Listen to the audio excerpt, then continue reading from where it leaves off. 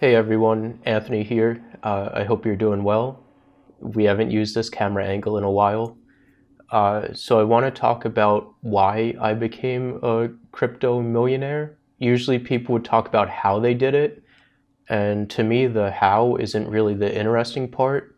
I took like a bunch of notes, but I'm only going to read the how stuff. I'm going to just talk off the top of my head for everything else. So the how is actually pretty simple because all you really have to do is be really wise and careful with your money and research everything before you invest. Be 100% confident before you put your money anywhere, plan ahead, research all the laws and anything that might happen in the future. Don't be too attached to your investment. If something's not meeting your financial goals or expectations, research other stuff to see if there's anything else out there that might make up for your current investment shortcomings. And also be really obsessed with protecting your investment. Learn how to store your Bitcoin safely and learn like security and password management and all that and put it into practice. So, why? What happened in my life that led me down this path? This is it's really personal. Hopefully everything makes sense and I get everything out concisely. I kind of take notes because I want to keep things in order and make sense because I know I have a hard time of doing that and I ramble and everything. My mind is just really disorganized, I guess. Like everything makes sense in my head, but expressing it to other people, I'm not so good at that. Anyway, let's get started with it. I guess it started in way back in 2007. It actually started a lot earlier than that. Growing up, I failed high school. I didn't graduate. I failed English. I didn't graduate. I didn't get a diploma or anything. So leaving high school, I got a job through a temp agency working at a factory, just putting things in boxes. I worked my way up to running the warehouse there. Uh, and by 2006, I moved out of my mom's apartment. So also before all this, uh, my parents split up in 2004 or 2005, something like that. When I was 18, they split up. So we had to leave from the house that we were in because we couldn't afford it. And my mom and I moved to a new city. So then both of us got a job at the same place through the temp agency. So I worked my way up and to running the warehouse. And with running the warehouse, it was like I was the only person there that would like I had to keep all inventory and load all the trucks and all that. So I was working 70 to 80 hours a week, which was a lot, especially like there's no time to sleep or like every time I would sleep, work would be on my mind, and it kind of really sucked. But $11 an hour, so money was good. It was the most money I ever made in my, not in my life, but at the time. So I moved out of my mom's apartment and was able to get my own apartment. From there, I think while I was still living in my mom's apartment, like I never had any friends in high school. I kept to myself. I was too like nervous to talk to anyone and didn't know how to talk to anyone, didn't feel like I related to anyone or anything like that. So yeah, I reunited with someone that I knew from high school, and from there, met like other people, hung out at their parents' houses on the weekends, and just had like I guess it was an escape from work and everything. So then when I got my own apartment, I would have parties there on the weekends and everything, and that's when I met my first girlfriend. So I was 20 at the time, and yeah, we would have like crazy parties there. I'll put up a picture of me and my first girlfriend. I did a reverse image search of it, so you can't find it anywhere. I don't think you could identify her from it. Yeah, so I had like all these parties every weekend at my apartment, and that's like I was still like way too nervous to talk to anyone. So I would just like get real drunk and just do crazy stuff and whatever and just act like an idiot. And that's how I thought, that's like the only way I knew of like interacting with people. I never like talked to them or connected with them or anything. So yeah, then uh, with my job and then with partying, like working 80 hours a week, it wasn't sustainable for me, and I would show up late to work, and I was too nervous to talk to my boss or my manager or anything. So, and tell him like why I was late, like I didn't want to be reprimanded or anything like that. So I just stopped. Like if I woke up late, I didn't even know how to tell him. Like if I showed up like 15 minutes late, I didn't know how to explain that. I was too afraid of getting reprimanded. So so I would just not show up for work that day, and then just not showing up for work one day eventually led to me like not showing up for like 2 or 3 days, and then I got fired from the job, which was actually kind of good, not really good, but like a month or two later they ended up going out of business anyway. But yeah, so losing the job, uh, I couldn't really afford my apartment anymore. And with the parties, I had like a good amount of savings saved up and stuff like that. Like I always saved money, and I thought I was careful with money. I guess now that I look back at it, I could have been more careful. But so I was always buying all the beer and food and everything for the parties. Uh, I was like getting towards the end of this partying stuff. um, I was running out of money and was too afraid to ask people to like pitch in, because I didn't want like no one to show up, because like I felt like everyone wanted to be around me because like the amount of people that came to the parties and everything. I didn't want to ask them and then them just not show up because they couldn't afford it or whatever. Like I would feel like I was losing friends because of that.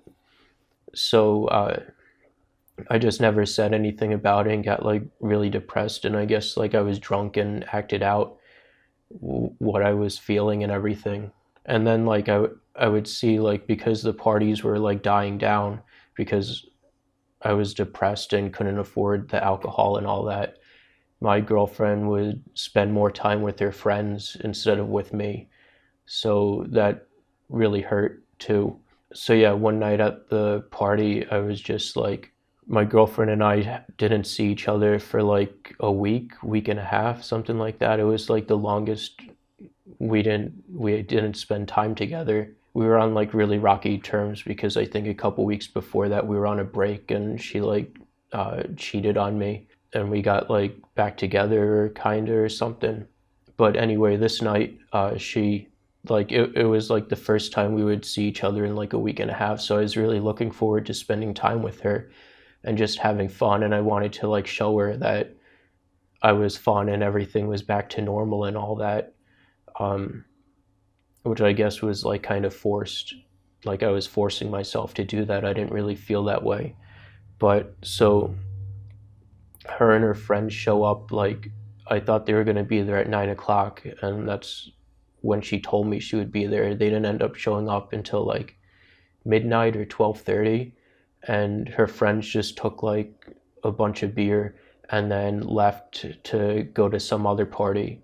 And that like really, I was like way too drunk. We went the day before to get Everclear from New Jersey, which is like the highest percent alcohol. So I'm kind of getting off topic, but yeah, I got like really angry and punched a glass picture frame, and I don't know if you could see them, but I got like stitches and scars in my hands from that. And then like that was like the end of the parties and everything. And the last time that like my girlfriend talked to me, I mean like we talked, I still tried talking to her and like getting her back, but she just wouldn't uh, be a part of it. Anyway, that's not the point of all this. My relationship with that girl, like I really wanted to marry her. Her family lived in the nicest, richest part of the neighborhood, and like she was going to college and all that, and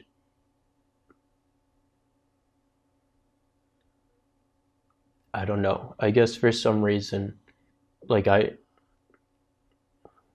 yeah, I felt like insecure because I felt her and her family were so much better than me because I didn't have an education or know what to do with a job or anything. So so yeah, like after that night at the party, like no one that I knew would like hang out with me or anything, and I, I just like I don't know. I just couldn't take it that like it felt like all my friends like left me and everything, and I didn't know what to do because like they would tell me like, "Oh, make new friends" and whatever, which really hurt because I didn't want to make friends and I didn't know how to make friends. Like I was way too socially awkward and didn't know how to reach out and talk to people. And the way that like all that stuff happened, that I had all those friends, is because I had one friend that introduced me to all the other friends. So since I didn't have anyone now, I didn't know where to start or anything like that. So long story short, I just couldn't deal with the breakup and with not having a job. Also with like not having a job, when I did have a job, I co-signed for one friend to go to college, which was a $75,000 loan. So the jobs that were available, the job that I took through a temp agency was like $8 or $9 an hour, working 40 hours a week. So I wouldn't be able to afford my apartment, and then I was afraid of if I kept working there, my wages would get garnished because of that loan that I co-signed. So I just didn't know like any way out of any of the stuff that any of the mess that I was in. So I ended up going to the psych ward uh, for like multiple suicide attempts, and I was there. I think it was like 9 times in a year and a half. While I was there, they diagnosed me with uh, autism and bipolar and schizophrenia and depression, and they had me on like all these medications, which I never like consistently took any of the antidepressants or the antipsychotic medications. I tried them for like a couple days and then gave up. Uh, it takes like 30 days for them before you see any effects of them. But I would take like all the Xanax and the Ambien that they gave me in like one day and just black out because I didn't know, because I just couldn't deal with everything that was going on in my life. I didn't know like a way out. So I would just like black out and try to forget about everything, I guess.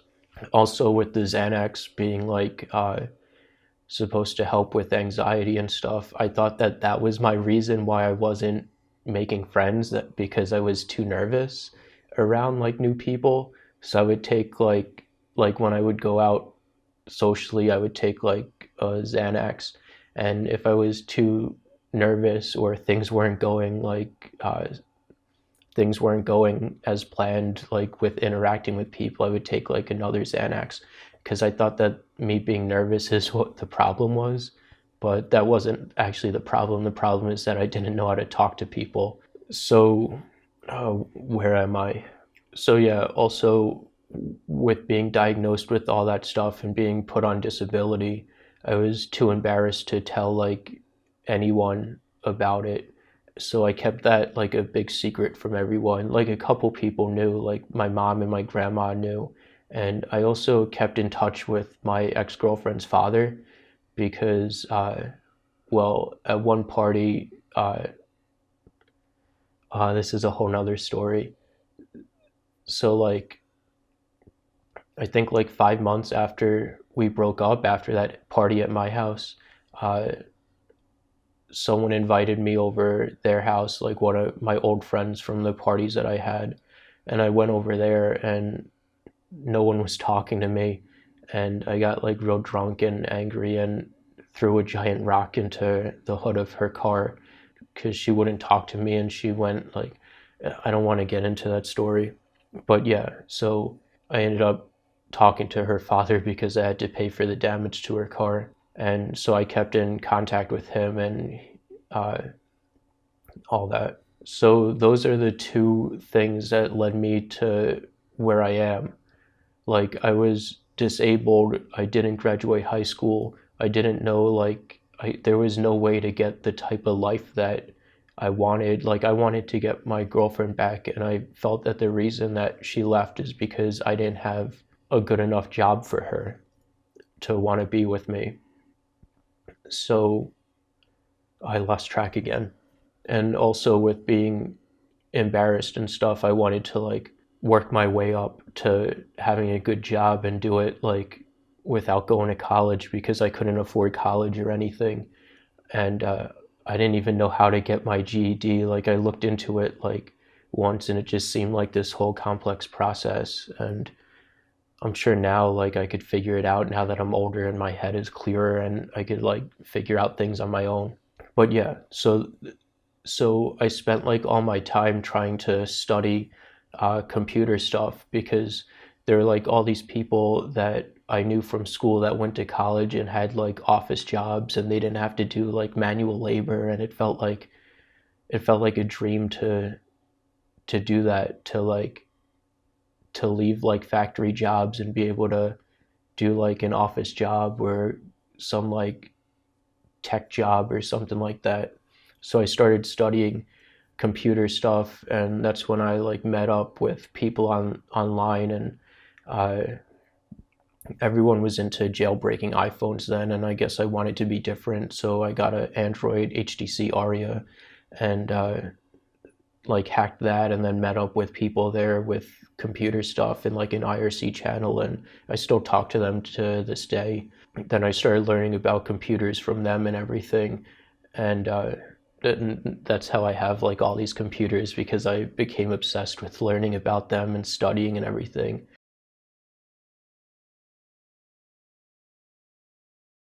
And also like it became like an escape for me. Like I knew like if I just sat around and worried about my problems and everything all the time, that I would just get back in the same place that I was before and just be like depressed and unaccomplished and not solve any of my problems or anything.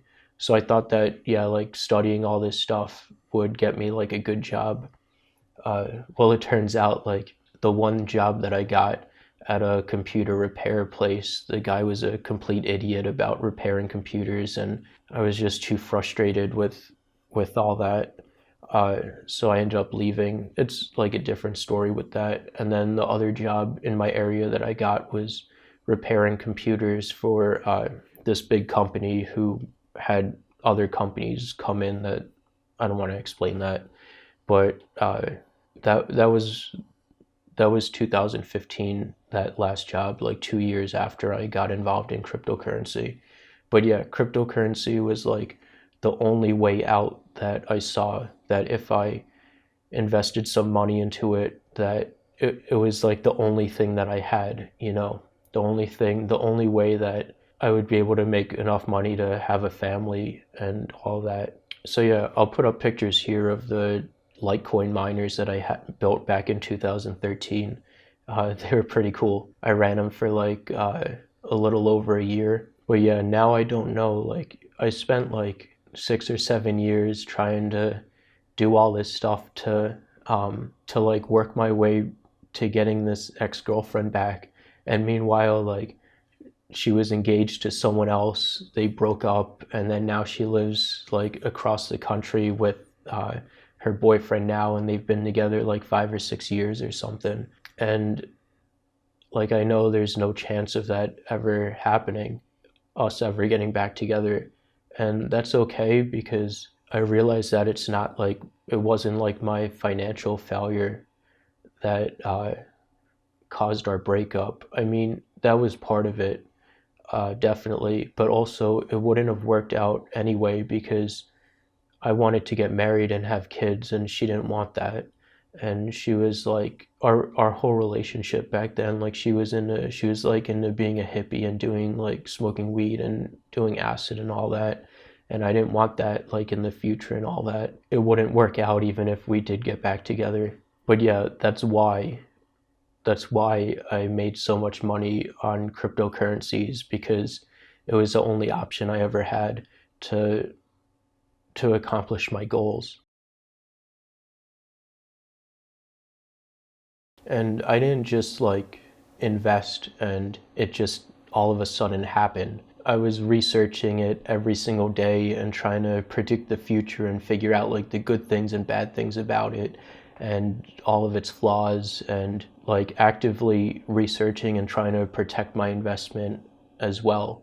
It wouldn't have worked out if I just mined Litecoin and forgot about it. The big thing that happened is that because I was so involved in the cryptocurrency community and researching and everything like that every day, it was like all that I thought about. Because of that, I was able to see Ethereum in October of 2015. Well, way before that, I heard about Ethereum and then started researching it. And in October of 2015, I traded my Litecoin for Ethereum. Like at that point, I had researched enough to feel that it was a good enough investment, and that improved and innovated more than anything that I've ever saw before in the space.